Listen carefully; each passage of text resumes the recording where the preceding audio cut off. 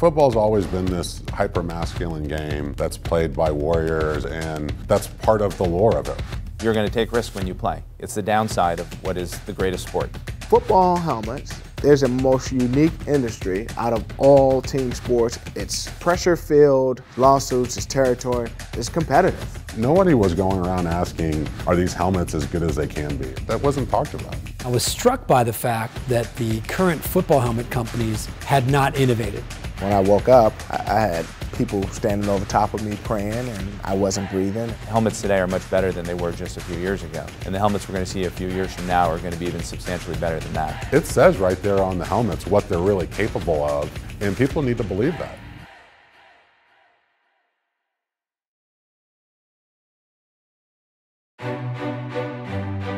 The game of football is in constant evolution, maybe more so than any other team sport. I mean, you see rules changes, you see style of play changes.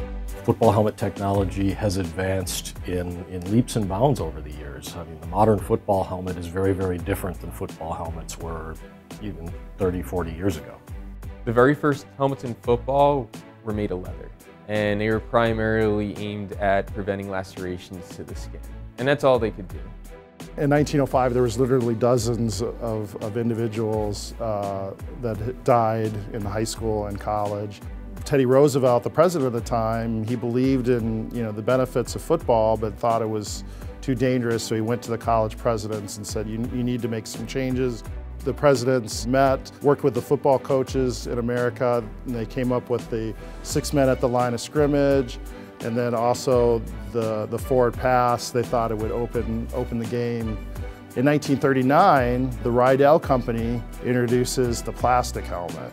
The plastic helmet also allowed individuals to put face masks on their helmet. You now almost have a foolproof stopgap against skull fractures, and that's unheard of.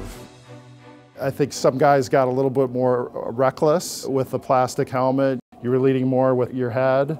As time went on, you started to see face guards and hard shell helmets, but they were in suspension systems. And they couldn't effectively manage the impact forces that the players were experiencing. And that's why we're still seeing catastrophic injuries on the field where players were dying.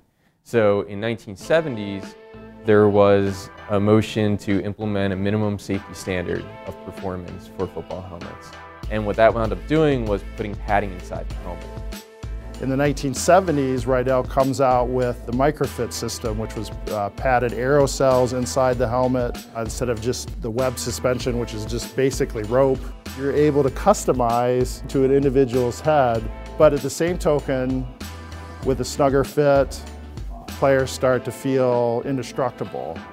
That's part of playing this game in a lot of ways, is you have to think in a lot of ways you're invincible, that you're going to be doing the harm and not the harm's going to be done to you.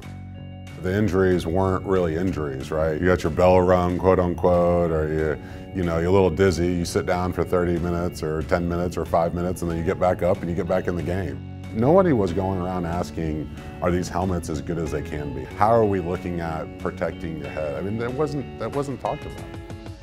The truth of the matter is I probably knew more about my Nike cleats and how they were developed, more so than I knew about my shoulder pads and helmet. Over time, people became more concerned about concussions. They were specifically concerned about the long-term effects associated with repetitive concussions, dementia, CTE, things they were seeing in the media every day by the late 2000s. I think the first part of the education came when you start to hear the rumblings of former players who were killing themselves or committing suicide. Most notable for me was a guy, Junior Seau, who I had a lot of respect for.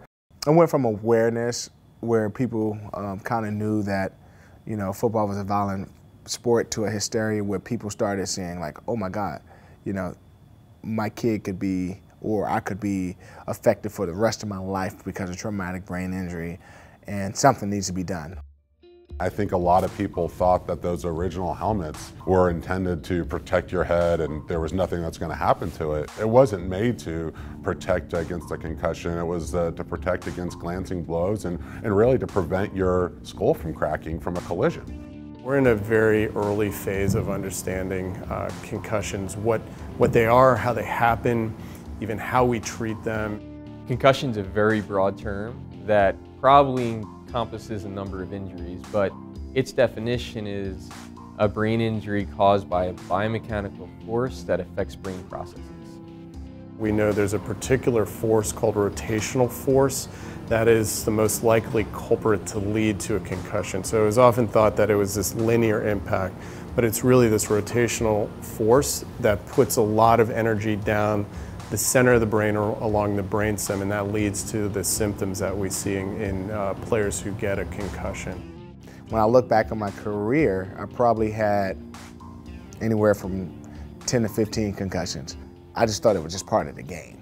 I had two where I was completely out. I was playing a Sunday night football game, and when I woke up, I had people standing over top of me praying, and I wasn't breathing, and I could only remember one name, and that was our trainer, Bubba. I felt pain in my jaw, my shoulder where I was hit. For about 3 weeks, every morning I would wake up for the first 15 minutes, the room would spin. It was teammates, I didn't remember their name for probably about 2 weeks. Quite honestly, the helmet innovation didn't change for quite some time. I believe the same helmet that my dad wore when he played for the Cowboys is probably the same helmet I ended up using while I was in the NFL. The helmet industry was dominated by a few companies. And I think when you have something like that, it's hard to disrupt it. John Riddell was a football coach in Evanston, Illinois. His first invention that founded the company was the removable football cleat. If you're watching football on Friday night or Saturday or Sundays, you'll see probably 70% of high school players wearing Riddell football helmets. On Saturdays, you're going to see about 90% of NCAA players. On Sundays, you're still over 70% in the National Football League. Football helmets are relatively complex systems. Riddell invests a lot of engineering time, a lot of laboratory testing time into developing those technologies. In 2002, we launched the Revolution, which is kind of viewed as the first modern football helmet. We realized that 70% of these impacts were happening to the side of the head and face. Kind of the big aha moment was to add engineered energy managing material all along the sides of the face to reduce the forces of those types of impacts to the side of the head and face. I just believe that there was a disconnect at first a lot between the people who are actually manufacturing the helmet and the people who are diagnosing the problem. We've known for several decades in the automotive safety community to make solutions, we need engineers and physicians working side by side. The physicians are our frontline eyes of what injuries are happening, and that translation of information to engineers to ensure that we're solving the right problem. Companies like Zenith and Vicis are the two most recent helmet manufacturers who came out and kind of put pressure on the industry and challenged the big guys like Shawn and Riddell to improve. Vicis is one company I probably would say has done the best job of bringing the medical professionals and building a helmet. I have a lot of very emotional conversations with parents and kids in my line of work, but found that this concussion conversation was often, just really, really hard on the kids and hard on the family that devoted themselves to becoming great at a particular sport, and then finding that they were getting injured and having to retire. I was skeptical that there was an opportunity to build a business here because concern about head injury in sports was already in the news. And normally when something is in the kind of public consciousness, the industry insiders have been well aware of it for years, and they've been working on solutions. And I was struck by the fact that the current football helmet companies had not innovated. Typical football helmets have a hard outer shell and some sort of padding on the inside. They're very rigid, they don't yield. So they're similar to the way cars were constructed in the 50s and 60s. We designed our helmet to be like modern cars with crumple zones and bumpers. Our helmet yields when impacted, like those cars, slows impact forces, and therefore better protects the passenger. We were told fairly early that we had more engineers here at Vicis than the rest of the helmet companies combined. We of course have mechanical engineers, but we also have those who focus on testing, advanced modeling, manufacturing, and even paint and coatings. I think if you look at manufacturers in general, I think what you've seen is a trend over the past couple years that the newer helmets are those that are performing better in the laboratory environment. Lab testing is gold standard for football helmets like it is in automotive, because Everything is so repeatable and accurate. What we're trying to do is really understanding what's happening on field when players are getting injured. And really for the past 5+ years, that's what we've been doing in the NFL, is replicating a test that has all of the motions that a player's head would go through on field when they sustain an injury. When we test a helmet in the laboratory, what we're looking for is its ability to manage forces that are applied to the outside of the helmet and actually minimize the amount of force or energy that gets through to the head. And so by using a crash test dummy that has sensors in the head, we can actually record the accelerations of the head. We use that information to provide a performance metric. That performance metric allows us to actually rank helmets. If we compare the top-rated helmets to the bottom-rated helmets, it's visible to the eye how different they are. The top-rated helmets are thicker. Their padding is more compliant, meaning less stiff. When we look at the bottom-rated helmets, none of them are available to consumers anymore. They existed because their only design criteria at the time was the minimum safety performance standard. And players like small helmets, and if it's a small helmet, it needs to be really stiff. And I think the NFL UVA rating coming out is great, the Virginia Tech Star rating is coming out great, and it's really challenged the manufacturers to build better products. Football helmets are a really tough design challenge because you have to come up with something that is lightweight and durable enough to withstand thousands of impacts over multiple seasons at temperature extremes. And I think professional athletes are concerned with weight, with size, with appearance and protection. It's one thing to be #1 on a rating system. It's another thing to be, am I going to go out here and cover Antonio Brown in that? The truth of the matter is when you got millions of dollars on the line, they got to be functional. And I know these guys don't want to wear it if it's this big.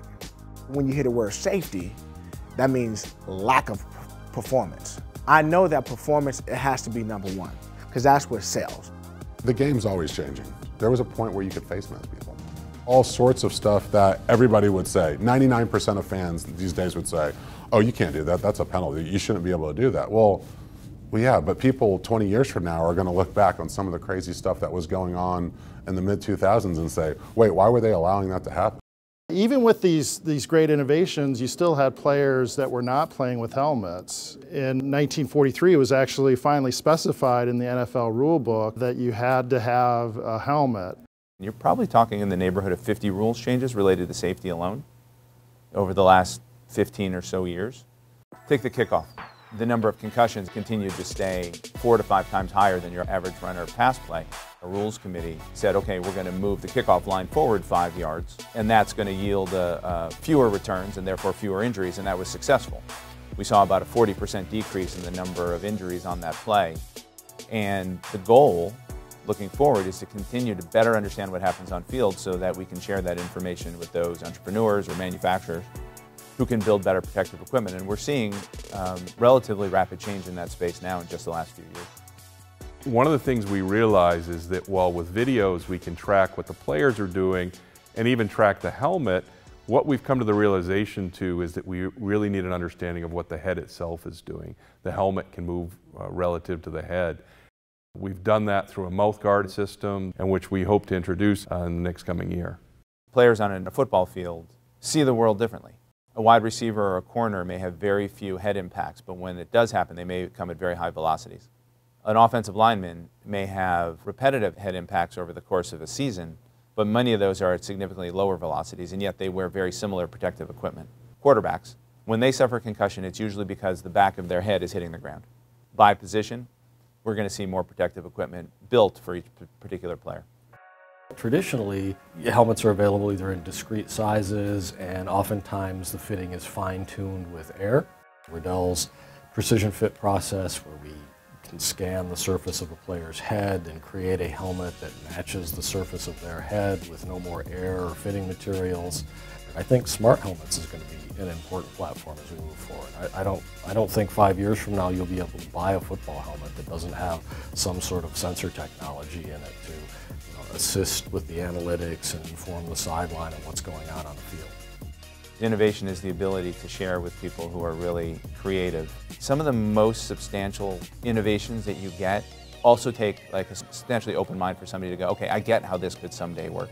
We can fix a little bit here, we can fix a little bit there, we can fix a little bit here. In this new material or this new liner or this new chin strap, are all aspects of what is a bigger problem, but then all the puzzle pieces eventually fit together.